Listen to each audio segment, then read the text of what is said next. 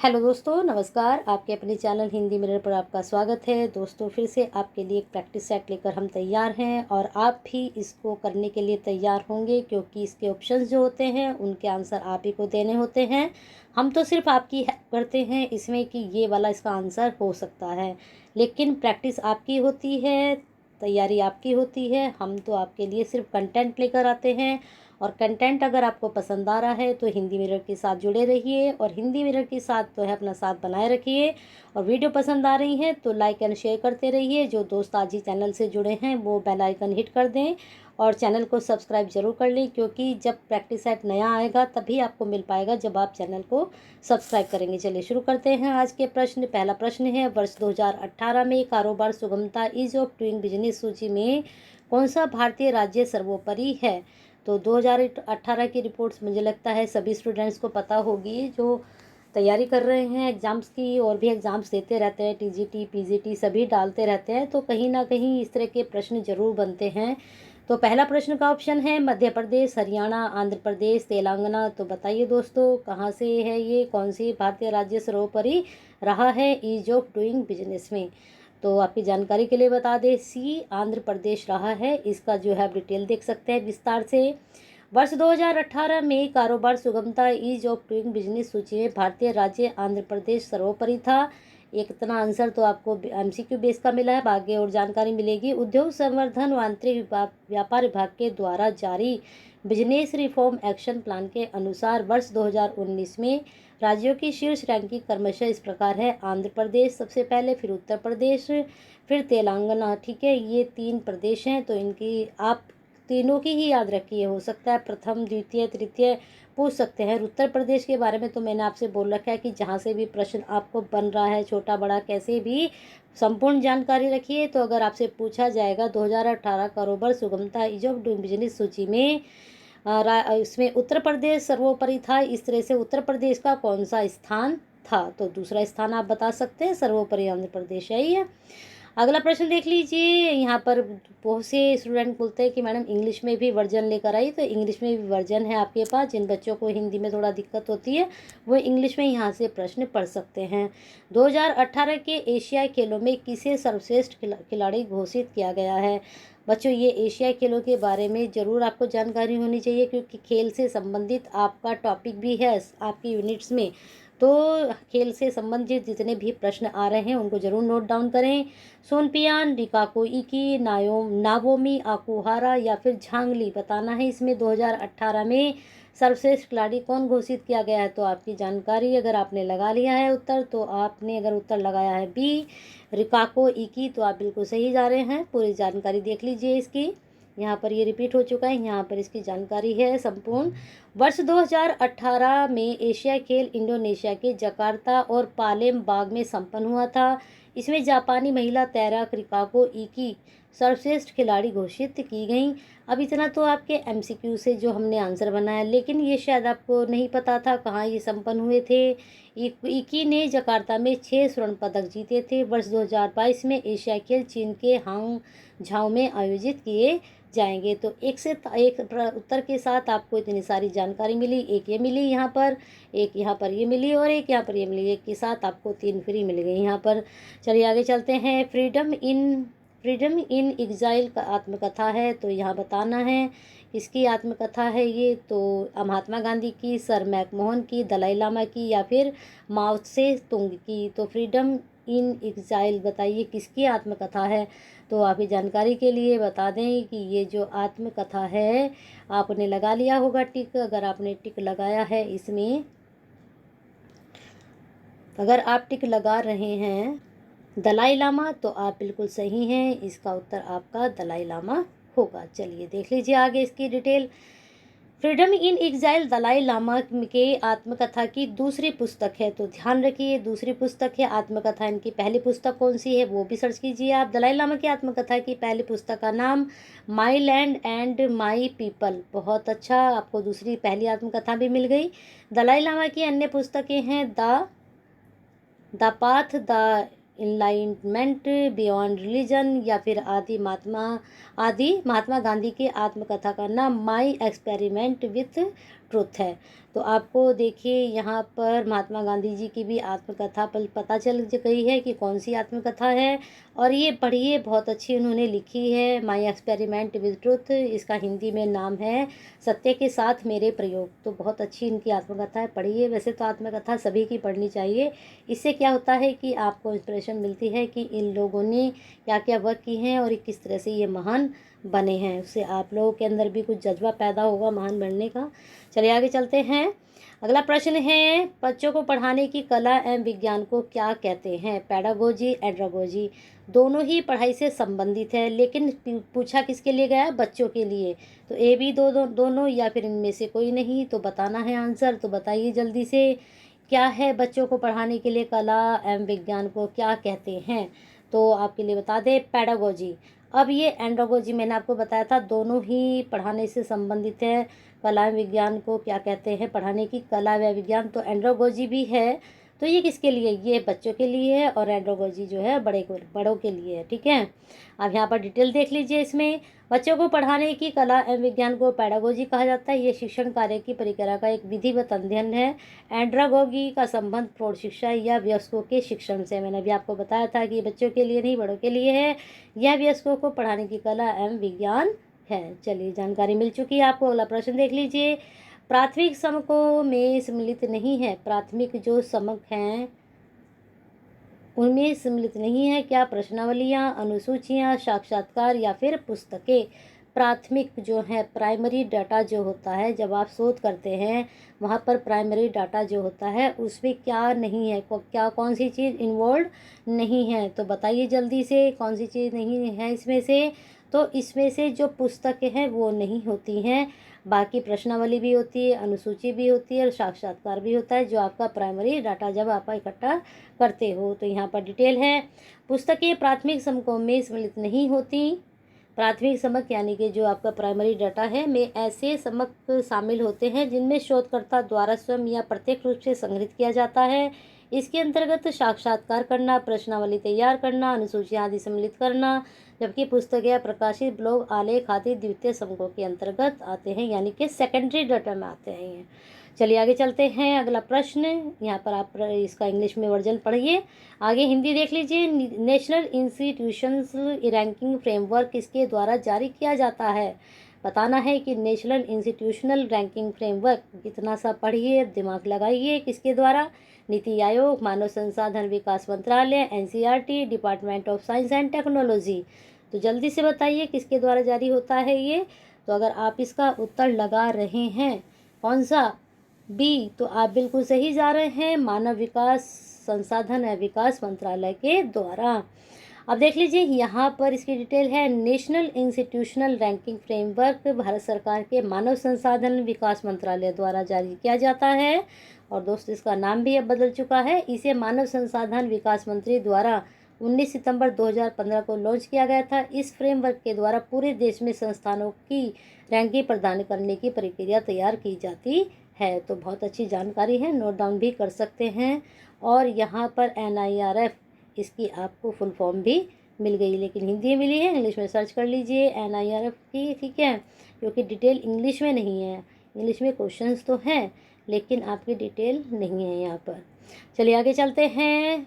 अगला प्रश्न, विश्वविद्यालय अनुदान आयोग अधिनियम किस वर्ष पारित किया गया था? बहुत अच्छा प्रश्न है, नेट के बच्चे आराम से कर लेंगे, जिन्होंने PhD किए वो भी आराम से कर लेंगे।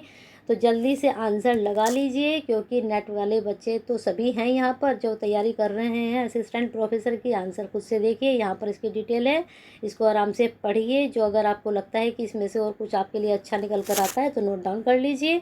अगला प्रश्न है, निम्नलिखित में से सांख्यिकी विश्लेषण हेतु एक उपकरण है। यहाँ पर बताना है कौन सा इसमें से उपकरण है। तो इसका आंसर आपका बता देते हैं। इसमें जो आपका आंसर होगा, इसमें आंसर आपका जाएगा, अगर आपने लगा लिया है 10 में उत्तर, तो एक मिनट यहाँ पर इसको देखते हैं। इसका उत्तर आपका जा रहा है ए। अगर पे उत्तर ए लगा रहे हैं तो बिल्कुल सही है। सांख्यिकी विश्लेषण हेतु एक उपकरण है, मतलब ठीक है।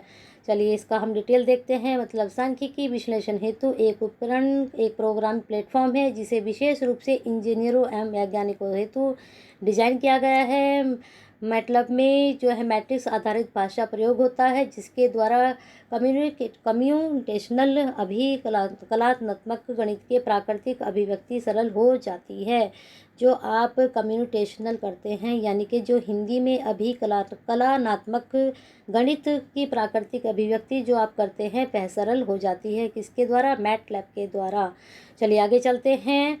एक वेबसाइट से दूसरे पर विचरण को क्या कहते हैं? जब आप एक वेबसाइट से दूसरे पर चले जाते हैं तो उसको क्या कहते हैं? डाउनलोडिंग, ब्राउजिंग, अपलोडिंग या फिर अटैचमेंट। तो जल्दी से इसका आंसर लगा लीजिए।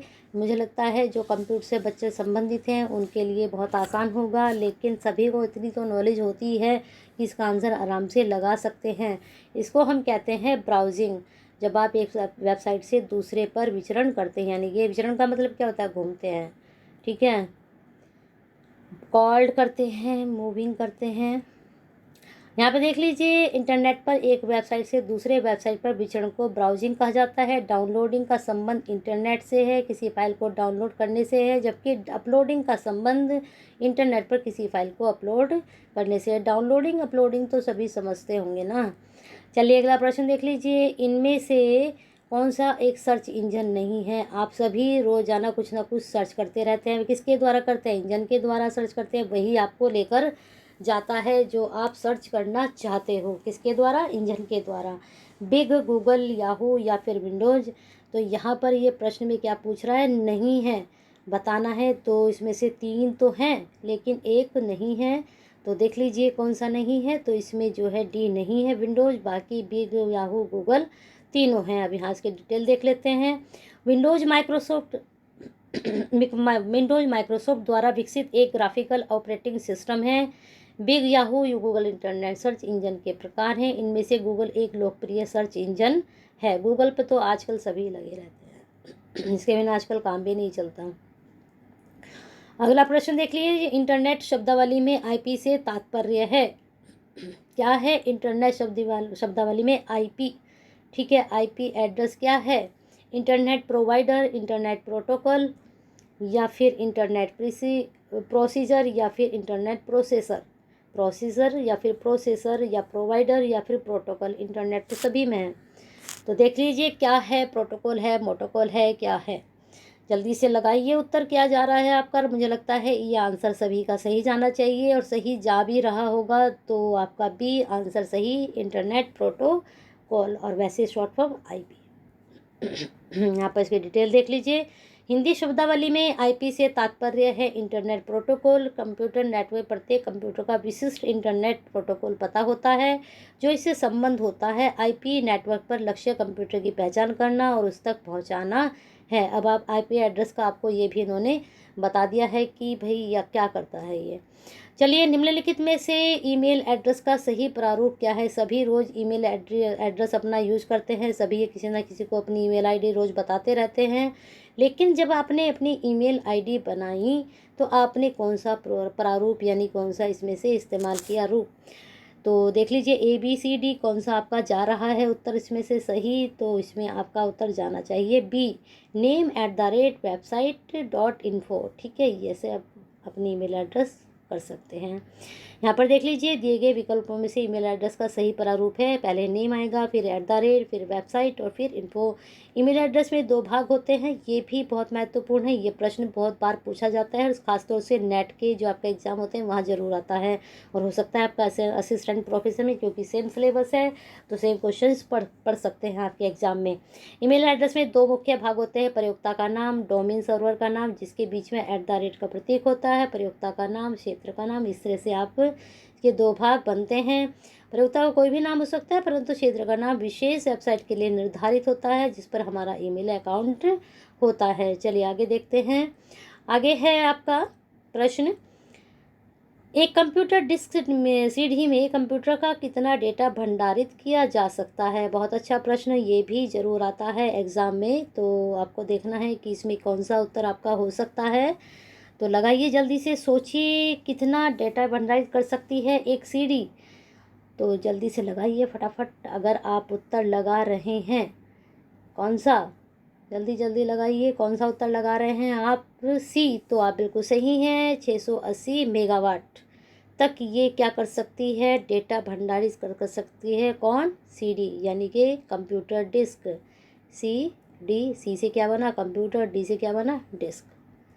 तो साथ साथ आपको फुल फॉर्म शॉर्ट फॉर्म सब पता चल रही हैं। यहाँ पर देख लीजिए, एक कंप्यूटर डिस्क में कंप्यूटर का लगभग 680 मेगावाट डेटा भंडारित किया जा सकता है। सामान्यतः सीडी का व्यास भी आपको पता चल गया 120 मिमी होता है, जिसमें 650 से 700 मेगाबाइट डेटा भंडारित किया जा सकता है।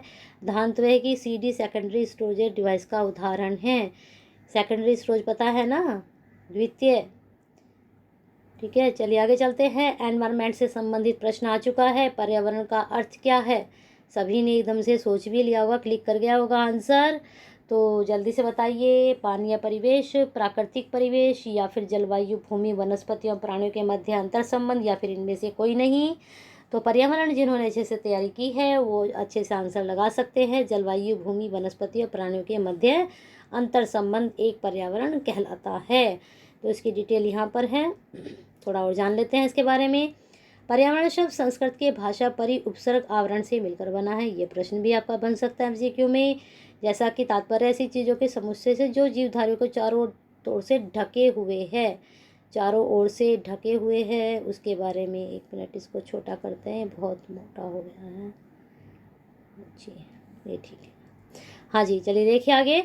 जो जीवधारी के चारों ओर से ढके हुए हैं, अंग्रेजी शब्द एनवायरमेंट फ्रांसीसी शब्द से उद्धृत है, यानी कि जो एनवायरमेंट शब्द है वो फ्रांसीसी भाषा से है। जलवायु, भूमि, वनस्पति और जंतु आगे से मिलकर प्राकृतिक पर्यावरण निर्मित करते हैं, जबकि मानवीय पर्यावरण में मानव की परस्पर क्रियाएं, उनकी गतिविधियां, उनके द्वारा निर्मित रचनाएं शामिल होती हैं। मानवीय पर्यावरण और सिर्फ पर्यावरण, तो यहाँ पर तो सब आ गए हैं। जल भी, वायु भी, भूमि, वनस्पति, सब जीव जंतु सब मिलकर पर्यावरण को निर्मित करते हैं, परंतु मानवीय में केवल मानव की ही गतिविधियां होती हैं। अब आपको कितनी जानकारी मिली यहाँ पर? परिउपसर्ग किससे बना है और फ्रांसीसी शब्द यानी कि फ्रांसीसी भाषा से है ये अंग्रेजी शब्द, और आपको पता चला मानवीय पर्यावरण के बारे में। चलिए अगले प्रश्न पे चलते हैं। संविधान के 42वें संशोधन के द्वारा वन्य पशुओं नामक परिशिष्टों की सूची में जोड़ा गया। बहुत अच्छा प्रश्न है। आपके ये कौन से टॉपिक में से है? आपका जो संविधान वाला है या फिर पॉलिटिकल, सारा पॉलिटी आप समझ लीजिए। संघ सूची, राज्य सूची, समवर्ती सूची, या फिर इनमें से कोई नहीं। बताइए, संविधान के 42वें संशोधन के द्वारा कौन सी सूची में जोड़ा गया है? कौन? वन्य पशु या पक्षियों का। तो जल्दी से इसका आंसर सोच लीजिए, क्या है क्लिक कर रहा है आपके दिमाग में? अगर आपके दिमाग में क्लिक कर गया है सी, समवर्ती सूची, तो आप बिल्कुल सही हैं। डिटेल देख लीजिए। संविधान के 42 संशोधन के द्वारा वन्य पशुओं पक्षियों नामक प्रविष्टि के समवर्ती सूची में जोड़ा गया था। राज्य के नीति निर्देशक तत्व के अंतर्गत 42वें संशोधन अधिनियम 1976 के द्वारा अनुच्छेद 48 का जोड़ा गया था। इसके अंतर्गत पर्यावरण का संरक्षण तथा संवर्धन और वन तथा वन्य जीवों की रक्षा वर्णित है या उसका वर्णन है। चलिए आगे देखते हैं प्रश्न। अगला प्रश्न है, किस प्रदेश के उच्च न्यायालय ने स्वयं को प्रदेश में गायों का विधिक संरक्षक घोषित किया है? बहुत अच्छा प्रश्न है, आ भी सकता है एग्जाम में। तो जल्दी से इसका आंसर आप लगा लीजिए। उत्तर प्रदेश, मध्य प्रदेश, उत्तराखंड या फिर हिमाचल प्रदेश। तो जल्दी से उत्तर सोच लीजिए कि अगर आप बिल्कुल सी पे जा रहे हैं, उत्तराखंड, जो कि आपका खुद का राज्य है, तो आप बिल्कुल सही जा रहे हैं और आपके प्रदेश के लिए बहुत अच्छी जानकारी आपको प्राप्त हो चुकी है। इसको आप देख लेना डिटेल इसकी। यहाँ पर आते हैं, विश्व पर्यावरण दिवस 2018 की थीम थी। बहुत अच्छा प्रश्न है, पूछा जा सकता है एग्जाम में। थीम जरूर पूछते हैं, और ज़रूरी नहीं आपसे ये करंट की ही थीम पूछें, ये आपसे और ईयर की भी थीम पूछ सकते हैं। 18, 19, 20, 21 किसी की भी आपसे ये थीम पूछ सकते हैं। चलिए देख लीजिए। Wildlife protection, beat plastic pollution, reduce carbon footprints, या फिर इनमें से कोई नहीं। तो बताइए जल्दी से, क्या थीम थी 2018 की? अगर आप रनिंग में रहते हैं, अपडेट रहते हैं जीके को लेकर, तो आपको इसका आंसर ज़रूर पता होगा। तो बीट प्लास्टिक पॉल्यूशन, ये इसकी थीम थी 2018 की। चलिए अगले प्रश्न पे चलते हैं। डिटेल है, इसको आप देख सकते हैं। अब देखिए यहाँ पर सब आपको मिल गई है। 2018 की क्या थी? Beat plastic pollution. और 2020 की क्या थी, टाइम फॉर नेचर। और यह प्रत्येक 5 जून को विश्व पर्यावरण दिवस के रूप में मनाया जाता है और यह वर्ष 1974 से प्रत्येक वर्ष से मनाया जाता है। कितनी सारी जानकारी आपको मिल चुकी है, लेकिन इसको 100% अपनी नोटबुक में शामिल कीजिए। चलिए आगे चलते हैं। 2018 में किसी नेशनल ग्रीन ट्रिब्यूनल एनजीटी का नया चेयरमैन नियुक्त किया गया है। न्यायमूर्ति आदर्श कुमार गोयल, न्यायमूर्ति सत्येंद्र कुमार, न्यायमूर्ति जावेद रहीम, न्यायमूर्ति एमएन वोहरा। तो जल्दी से आंसर सोच लीजिए। अगर आप आंसर सोच रहे हैं न्यायमूर्ति आदर्श कुमार गोयल, तो आप बिल्कुल सही जा रहे हैं। चलिए इसकी डिटेल जानते हैं। 6 जुलाई 2018 को न्यायमूर्ति आदर्श कुमार गोयल को राष्ट्रीय हरित अधिकरण एनजीटी का अध्यक्ष नियुक्त किया गया। यहाँ पर आपको डेट भी पता चल गई। 18 अक्टूबर 2010 को राष्ट्रीय हरित अधिकरण की स्थापना राष्ट्रीय हरित अधिकरण अधिनियम 2010 को अंतर्गत किया गया था। न्यायमूर्ति लोकेश्वर सिंह पंटा एनजीटी के प्रथम एवं न्यायमूर्ति स्वतंत्र कुमार द्वितीय अध्यक्ष थे। तो देखिए आपको एक साथ ही कितनी जानकारी इसके बारे में मिल गई, तो नोट डाउन जरूर कर लीजिए नोटबुक पर अपनी। अगला प्रश्न, शिव समुद्रम प्रपात किस नदी पर स्थित है? बहुत अच्छा प्रश्न है, इसको नोट डाउन करके रखिए। तो जल्दी से लगाइए इसका आंसर, कृष्णा, पेरियार, कावेरी या फिर मांडवी। तो आपका अगर उत्तर ये लगा रहे हैं आप सी कावेरी, तो आप बिल्कुल सही हैं। शिव समुद्रम प्रपात कावेरी पर है। क्या पता एग्जाम में एजिट आपके ये प्रश्न आ जाए, तो तैयारी रखिए इसकी। शिव समुद्रम प्रपात कावेरी नदी पर है। यह कर्नाटक राज्य में स्थित है, जिसकी लंबाई लगभग 98 मीटर है। ध्यानतुआ का मतलब क्या है पता है आप लोगों को? ध्यान है कि यह जलप्रपात भारत में आयतन की दृष्टि से सबसे बड़ा जलप्रपात है। मांडवी नदी पर दूध सागर प्रपात स्थित है। अब आपको यहाँ पर ये जो आपकी नदी है मांडवी, इसका भी पता चल गया और साथ में कावेरी नदी के बारे में भी पता चल गया है। चलिए आगे, जलप्रपात की पूरी जानकारी तो आपको मिल ही गई है। निम्नलिखित में से सौरमंडल का दूसरा सबसे बड़ा ग्रह है शनि, बुध, चंद्रमा, अरुण। तो जो ज्योग्राफी के बच्चे हैं वो तो आराम से इसका आंसर लगा ही सकते हैं, लेकिन आपको भी इसका आंसर पता होना चाहिए, क्योंकि इस तरह के प्रश्न आप डेली एमसीक्यू में भी अपडेट रहकर तैयारी कर सकते हैं। तो लगाइए जल्दी से उत्तर। अगर आप लगा रहे हैं इसका उत्तर शनि, तो आप बिल्कुल सही जा रहे हैं। और ये चीज़ तो हम 8th तक सभी बच्चे पढ़ते ही हैं, चाहे वो कॉमर्स के हैं, चाहे वो साइंस के हैं, चाहे वो किसी भी स्ट्रीम से हैं। अब इसकी जानकारी यहाँ पर है, इसको आप देख लेना आराम से, ठीक है। चलिए अगले प्रश्न पे चलते हैं। इंग्लिश वर्जन आता है हिंदी वर्जन पर। 1905 में बंगाल विभाजन हेतु कौन उत्तरदायी था? बहुत अच्छा प्रश्न है, और ये मुझे लगता है सभी को पता होगा कि जो 1905 में बंगाल का विभाजन हुआ था, उसके लिए उत्तरदायी कौन था? लॉर्ड कर्जन, लॉर्ड माउंटबेटन, या फिर लॉर्ड वेवल, या फिर लॉर्ड क्लाइव। तो बताइए 1905 का जो विभाजन हुआ वह किसके द्वारा हुआ था? उसके लिए हम किसको जिम्मेदार ठहरा सकते हैं? तो अगर आप उत्तर लगा रहे हैं इसमें कौन सा ए, तो आप बिल्कुल सही हैं, लॉर्ड कर्जन ने इसका विभाजन के लिए उत्तरदायी थे। अगला प्रश्न यहाँ पर पहले डिटेल जान लेते हैं। 1905 ईस्वी में बंगाल के विभाजन के लिए लॉर्ड कर्जन उत्तरदायी थे। बंगाल विभाजन के विरोध स्वरूप बंगाल में स्वदेशी आंदोलन प्रारंभ हुआ था। बंगाल विभाजन की स्थगित करने की घोषणा लॉर्ड हॉर्डिंग के कार्यकाल के दौरान 1911 में हुई थी। विभाजन के तो उत्तरदायी लॉर्ड कर्जन थे, लेकिन ये सारी जानकारी भी आप पढ़ लीजिए। अगला प्रश्न देख लीजिए। बहु शिक्षा प्रणाली में निम्नलिखित में से कौन शिक्षण माध्यम था? तो ये तो बहुत आसान प्रश्न है, ये सभी को पता होगा। संस्कृत, देवनागरी, पाली या उपरोक्त में से कोई नहीं। तो इन 3 भाषाओं में से जो बोध शिक्षा दी जाती थी वो कौन सी प्रणाली से दी जाती थी? तो बहुत अच्छा है, पाली से इसको दिया जाता था। पाली, संस्कृत, देवनागरी, ये सब प्राकृत जो थी वो जैनों की थी। बौद्ध शिक्षा प्रणाली में पाली शिक्षा का माध्यम था। बौद्ध ग्रंथ भी पाली भाषा में लिखे गए थे। बौद्ध धर्म के संस्थापक सभी को पता है, यह अहिंसा पर आधारित संप्रदाय था, जिससे ने जन सामान्य प्रचलित पाली भाषा को प्रचार प्रसार का माध्यम बनाया था। आप समझ लीजिए, जन सामान्य यानी कि जो वहाँ के जो लोग थे, जो जनता थी, वो जो भाषा बोलती थी उसी भाषा में इन लोगों ने ग्रंथ लिखे। क्यों लिखे? रीजन क्या था? रीजन ये था कि जो जन सामान्य जनता थी वो जब ये लिखें, अगर आप कुछ लिखते हो तो कोई नहीं पढ़ेगा तो वो वैल्यू नहीं है ना उसकी। जब आप लिखते हो तो आप किसके लिए लिखते हो? आप जनता के लिए लिखते हो, पब्लिक के लिए लिखते हो, तो वो उसको पढ़ेगी। तो अगर आप उसी की लैंग्वेज में लिखोगे, जो वो चाहते हैं उनकी अभिव्यक्ति के ही माध्यम से आप कोई रचना करते हो, तो वो ज़्यादा पसंद की जाती हैं। आगे देख लीजिए, राजा राम मोहन राय ने अपनी पुस्तक एकेश्वरवादियों को उपहार किस भाषा में लिखी थी? बहुत अच्छा प्रश्न है। इसको आप एग्ज़ाम के पॉइंट ऑफ व्यू से तैयार कीजिए ही, लेकिन अपनी नोटबुक में, अपनी डायरी में इसको अपनी नॉलेज के लिए भी बना के रखिए प्रश्न को। संस्कृत, हिंदी, उर्दू या फिर फारसी? तो बताइए किस भाषा में लिखी थी? तो 25 का आपका उत्तर हो जाएगा डी, फारसी में लिखी थी। देखिए इन लोगों को कितने ज्ञान थे, कितनी इन भाषाओं का ज्ञान था।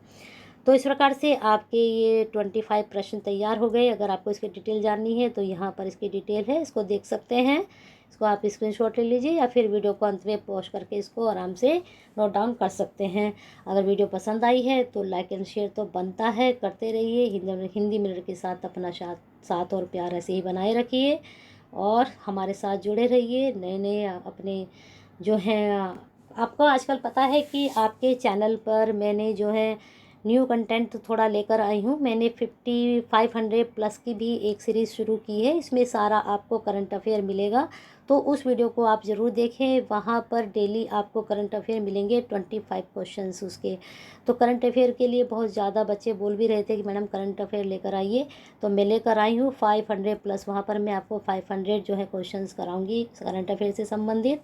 तो हिंदी मिरर के साथ बने रहिए और नए नए कंटेंट की वीडियो देखते रहिए।